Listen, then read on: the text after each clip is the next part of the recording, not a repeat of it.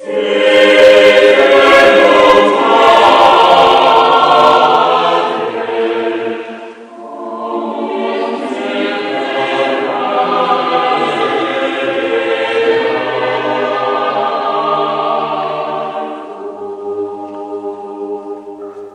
I'm Peter Adamson, and you're listening to the History of Philosophy podcast, brought to you with the support of the Philosophy Department at King's College London and the LMU in Munich. Online at historyofphilosophy.net. Today's episode, Chance Encounters, Reviving Hellenistic Philosophy. Dip into any introduction to Renaissance philosophy, and you'll quickly find a reference to Poggio Bracciolini's rediscovery of On the Nature of Things, an ancient Latin poem by the Epicurean philosopher Lucretius. This podcast series is no exception. I mentioned Poggio and Lucretius back in the first episode on the Italian Renaissance. But what exactly did it mean to rediscover an ancient Latin text? Nowadays, tracking down a book usually involves little more than entering its title into Google. Other internet search engines are available. You'd probably be annoyed even at having to click through to the second page of search results. In the 15th century, the process was a bit more taxing. It was more like today's record collectors who sort through bins of dusty vintage vinyl, or perhaps even gold prospectors in pioneer-era California. Tracking down a lost book required willingness and opportunity to travel long distances. It called for patience and a connoisseur's eye, and these were all assets that belonged to Poggio. The famous discovery happened in 1417 in Germany, probably at a Benedictine abbey in Fulda. Poggio had come so far north because he was in attendance at the Council of Constance in 1415 as secretary to Pope John XXIII. Things didn't go so well for the Pope, who was deposed after fleeing the council, but Poggio's book collection fared much better. In addition to finding Lucretius, he had the triumph of tracking down a copy of Quintilian's work on rhetoric at St. Gall. In one of the more than 500 surviving letters written by Poggio, he explains that this priceless text was lying in a jumble of moldering books, in a sort of foul and gloomy dungeon at the bottom of one of the towers. Like the modern-day vinyl enthusiast who is trying to locate the rare first pressing of a 1960s Beatles album in the bargain bin at a record store, the humanists hunted for treasures that most people considered to be old junk. Parchment manuscripts were often scraped clean of their ink, destroying old text just to have new blank writing material. To make new discoveries of old books, the humanists usually had to leave Italy, since the collections there were pretty well explored. Poggio spent some years in England, but reported bitterly that the libraries there were useless, in other words, full of medieval works and not ancient ones.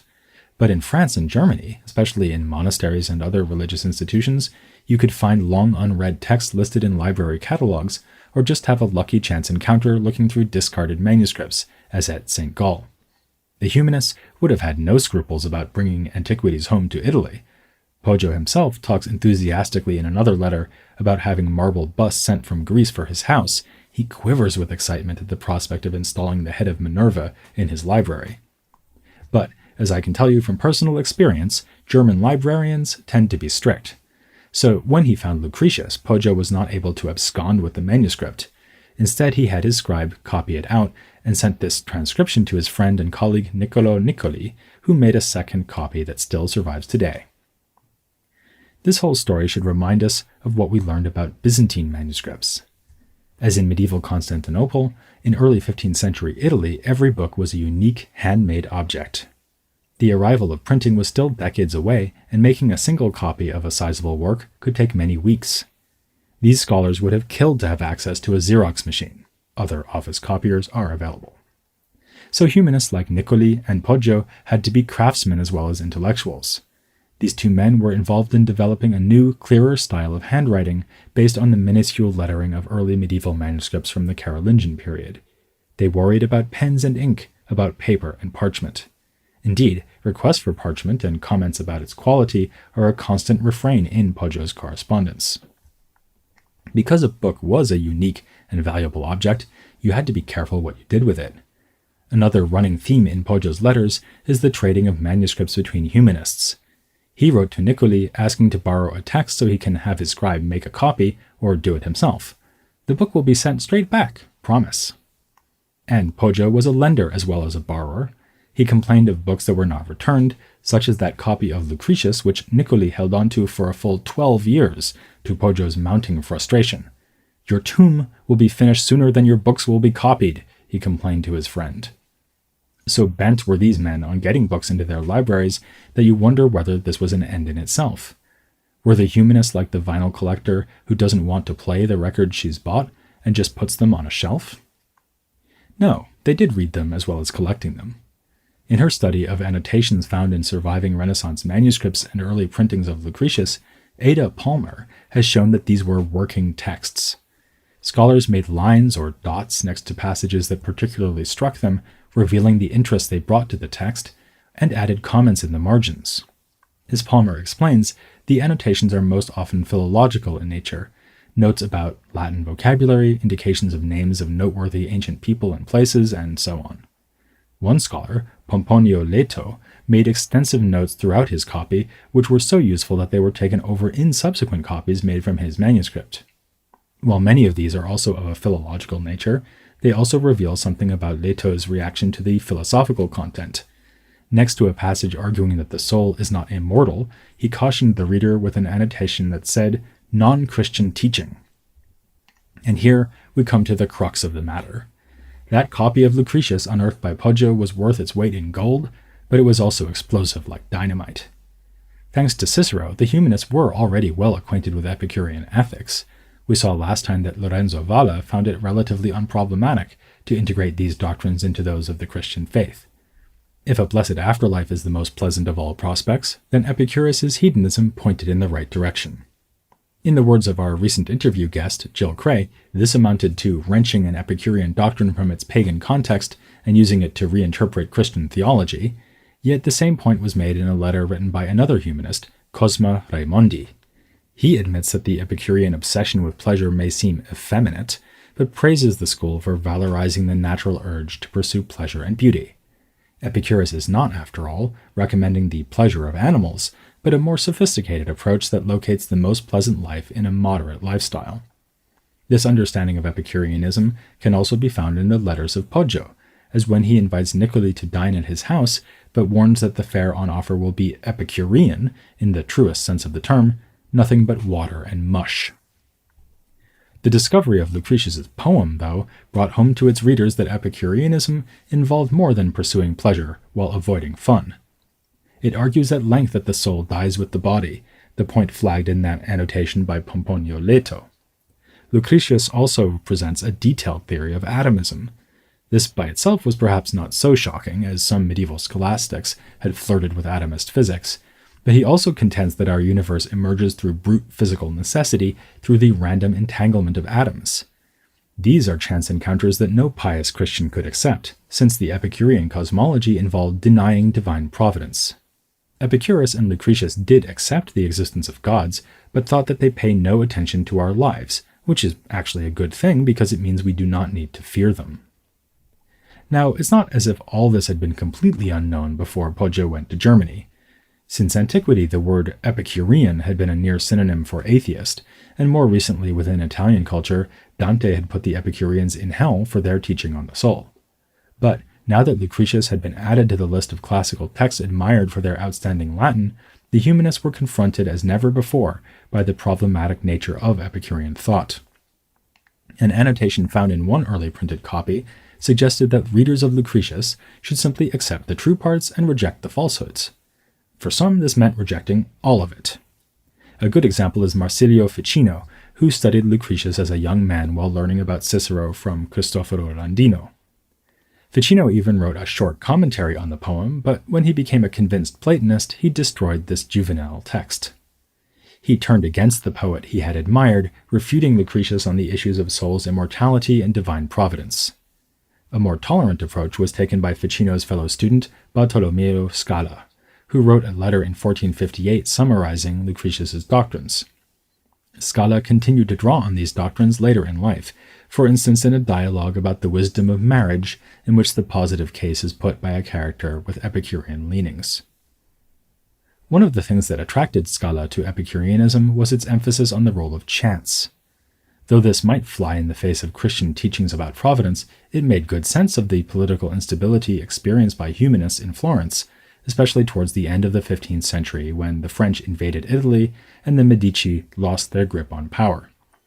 In the wake of these events, the theme of chance and fortune was emphasized in the work of Marcello Adriani, one of the Renaissance philosophers who engaged most closely with Epicureanism.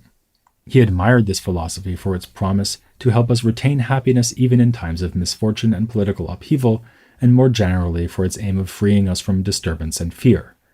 This was thematized in a lecture by Adriani called Nil admirare, meaning wonder at nothing. We fear what we do not understand, and Lucretius can help us to dispel our fears by explaining natural phenomena and teaching us not to live in terror of divine wrath.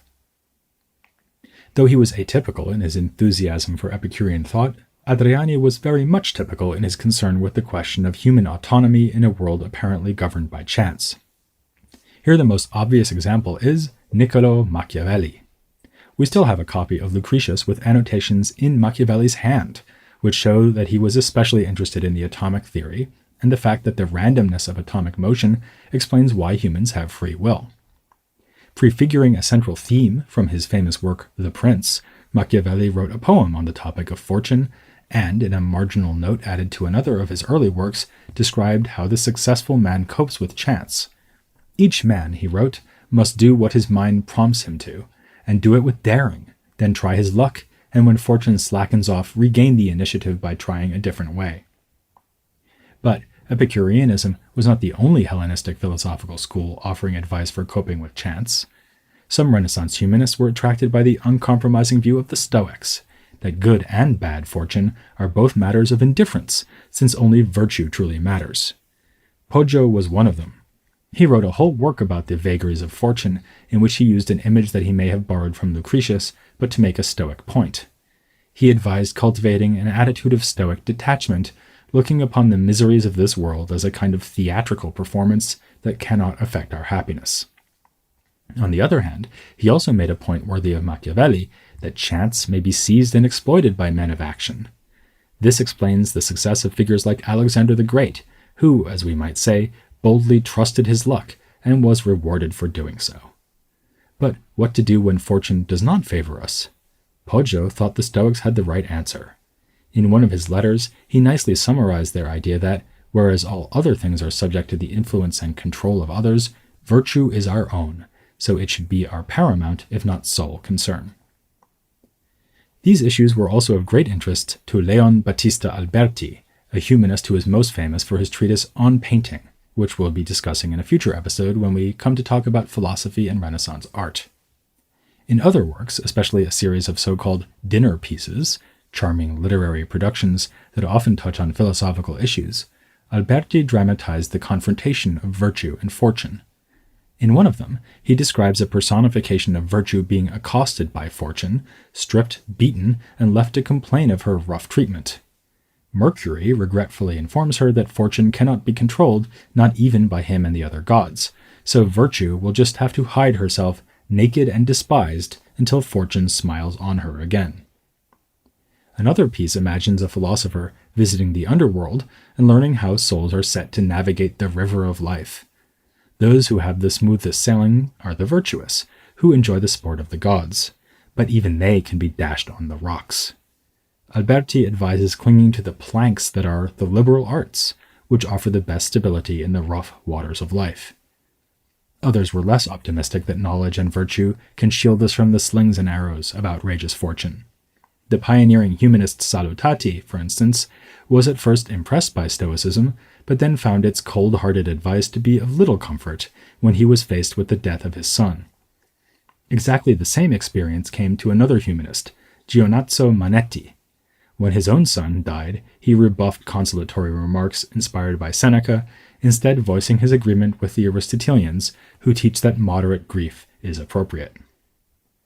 And then there was a third major Hellenistic school, one that offered good reason to think knowledge will forever remain out of reach in both ethical and theoretical matters.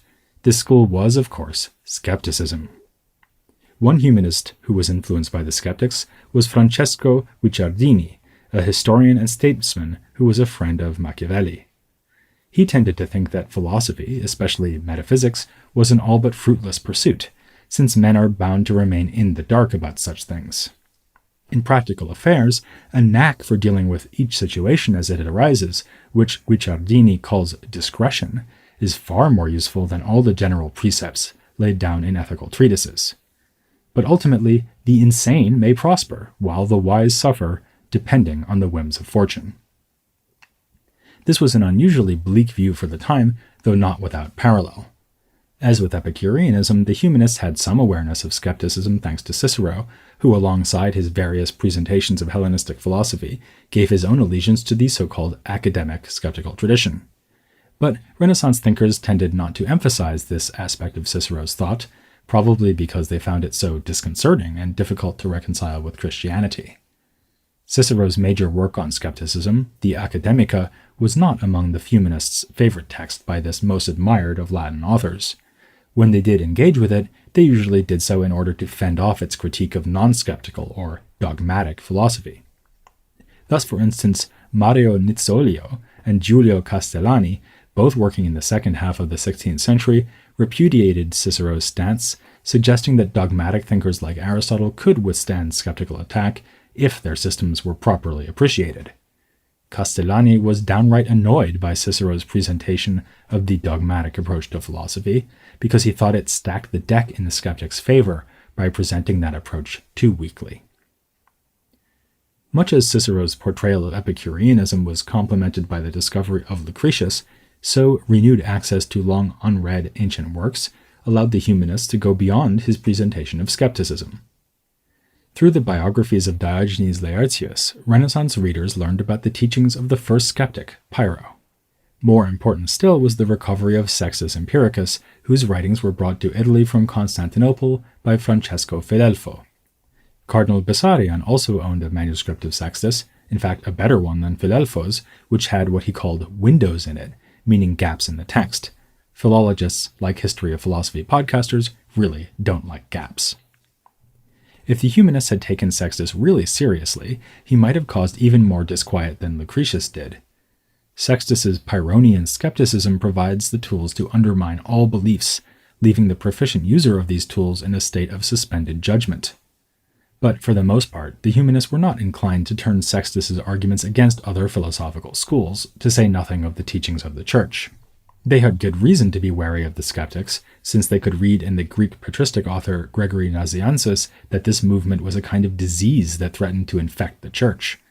The result is that, as one scholar of skepticism in the period has put it, the 15th century witnessed a revival not of skeptical philosophy, but rather of skeptical texts.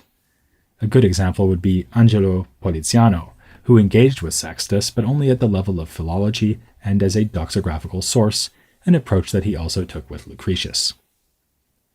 To see true appreciation of ancient skepticism, we're going to have to wait for figures beyond Italian humanism, with the most famous example of its influence being the works of the French 16th century philosopher Montaigne. But within the present context, there is one figure we should highlight, namely Gianfresco Pico della Mirandola. He was the nephew of a more famous philosopher named Giovanni Pico della Mirandola, who was going to come into focus later on in this series of podcasts. The nephew, Gianfresco, was a member of the intellectual circle around the religious crusader Girolamo Savonarola. A remarkable political figure, Savonarola was closely involved in the aforementioned upheaval at Florence at the close of the 15th century. It was he who connived with the invading French forces to kick the Medicis out of power in Florence so they could be replaced with a republican government. You'd think this would have kept Savonarola too busy to concern himself with the humanist project of recovering and translating Greek texts, but he took an interest in the work of Sextus Empiricus because he realized its potential as a weapon for undermining the pretensions of rationalist philosophy. Though a Latin translation envisioned by Savonarola did not come to fruition, Sextus's ideas were put to use by Gianfresco Pico della Mirandola, who echoed Savonarola's agenda when explaining his own motivation. The skeptics can be helpful in fending off the arrogance of the philosophers and in displaying the superiority of the Christian faith. The principles of our faith are not derived from human beings, but from God himself, through the light of faith as well as through wonders and miracles, against which no one can argue. From our modern-day vantage point, this attitude may seem stunningly cavalier. What we might think could be less immune to skeptical worry than mere unargued religious faith. But Gianfresco assumed that the methods of skepticism laid out by Sextus, relentless demands for justification, arguing on both sides of every issue, identifying disagreements between the philosophical schools, were designed for undermining merely human claims to knowledge. These were methods of earthly philosophy fit for use against other earthly philosophers, like Epicureans, Stoics, and Peripatetics. The supernatural truths of Christianity would remain serenely untouched by the methods of Sextus, and would thus be the only doctrine left standing after the demolition of all the philosophies devised by human nature. In this episode, we've touched on a number of famous figures who will be occupying our attention in future installments, men like Ficino, Savonarola, and of course Machiavelli. But not all famous Renaissance thinkers were men. In coming episodes, we'll be making a discovery of our own, namely that quite a few Italian humanists were women. We'll be discussing the most renowned of them, Christine de Pizan, in a couple of episodes. But first I want to linger over one topic that has arisen several times in the last couple of episodes, the emotions. We've seen how humanists wrestled with the value of emotional reactions, wondering whether to endorse the impassive attitude of the Stoics or to cultivate moderation of the passions, as suggested by Aristotle. But what exactly did the Renaissance thinkers understand emotions to be? And what advice did they give for combating emotions when they are counterproductive? We'll find out next time, as we're joined by an interview guest with a passion for this particular subject, Sabrina Ebersmeyer, here on The History of Philosophy Without Any Gaps.